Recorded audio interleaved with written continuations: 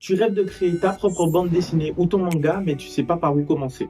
Tu dessines depuis que tu es tout petit, depuis que tu es à l'école, tu crées tes personnages, tu fais des chara-design, t'imagines des personnages, des univers, plein de pouvoirs, tu as plein d'idées, mais bizarrement, tu n'as toujours pas terminé un projet.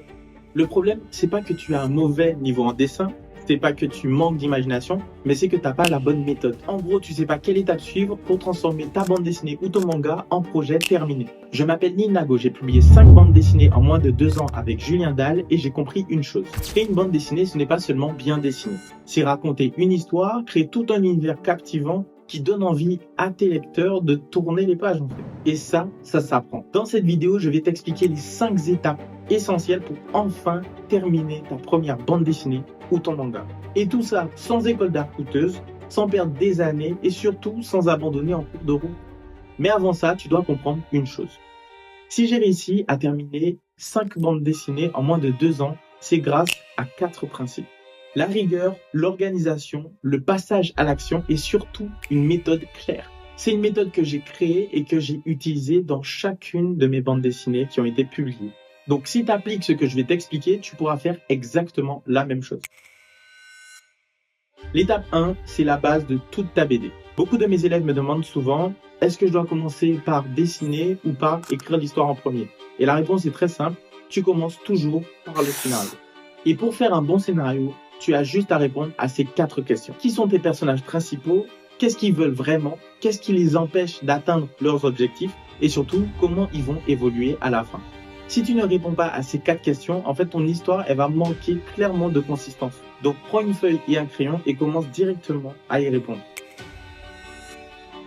L'étape 2, c'est le storyboard. Ça, c'est vraiment le squelette de toute ta bande dessinée ou de ton manga. Et ici, ce qui va vraiment compter, c'est pas la beauté de ton dessin, mais ça va être vraiment la mise en scène et surtout les émotions que tu vas donner à tes lecteurs. Et c'est ce qui détermine, en gros, où regarde le lecteur, dans quel ordre il va le regarder et surtout, quels moments seront les plus impactants. Et le storyboard, c'est vraiment une étape essentielle parce que s'il n'est pas bon, ton lecteur, il va soit être perdu, soit il va commencer à s'ennuyer. Et s'il s'ennuie, s'il est perdu, il arrête de lire. Maintenant, l'étape 3, c'est l'ancrage. L'ancrage, ça donne du caractère à ton dessin. Et le truc que la plupart des dessinateurs font, malheureusement, c'est qu'ils vont toujours garder la même épaisseur de trait. Et donc, ce sera monotone. Et le dessin n'aura pas de caractère. Un bon ancrage, ça te permet de mettre en avant les éléments importants et surtout créer de la profondeur. Et en fait, c'est vraiment là qu'on va voir ton style artistique.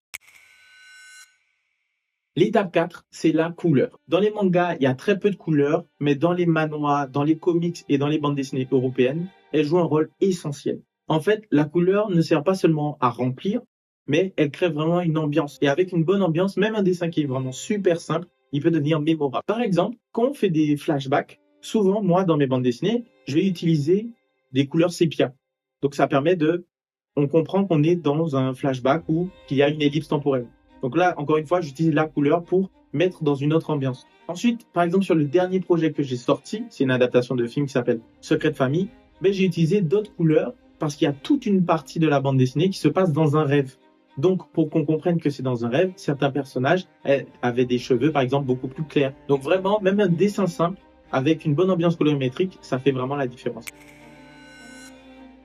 Maintenant, la dernière étape, c'est l'étape 5, c'est l'édition. Tu peux avoir une excellente BD et ne jamais la publier. Pourquoi? Parce que la plupart des gens, en fait, ils restent dans le perfectionnisme. Et il y a une phrase que j'ai apprise qui est super importante, c'est « fait, c'est mieux que parfait ». Et vraiment, si tu l'appliques à la lettre, en fait, tu comprends que si tu rentres dans le perfectionnisme, tu es déjà en train de louper le coche. Soit tu es en retard sur tes dates de livraison, etc. Et en fait, il faut vraiment savoir laisser des sortes de petits détails inutiles de côté et se concentrer sur l'essentiel pour pouvoir terminer son projet. Et donc, après toutes ces étapes, tu pourras enfin sortir ta bande dessinée, donc la vendre en PDF, la publier sur les réseaux sociaux ou bien faire comme nous dans notre maison d'édition et l'imprimer en physique et la vendre, la distribuer dans plein de magasins. Mais le plus important, c'est que tu sortes ta BD ou ton manga. Voilà, maintenant tu connais enfin les 5 étapes pour créer ta bande dessinée ou ton manga de A à Z. Et si tu veux de l'aide pour justement créer ton propre projet, que tu bloques sur du dessin, sur de l'écriture ou bien sur du storyboard, eh bien tu as simplement à cliquer sur le lien qui est dans la description et je vais pouvoir t'aider.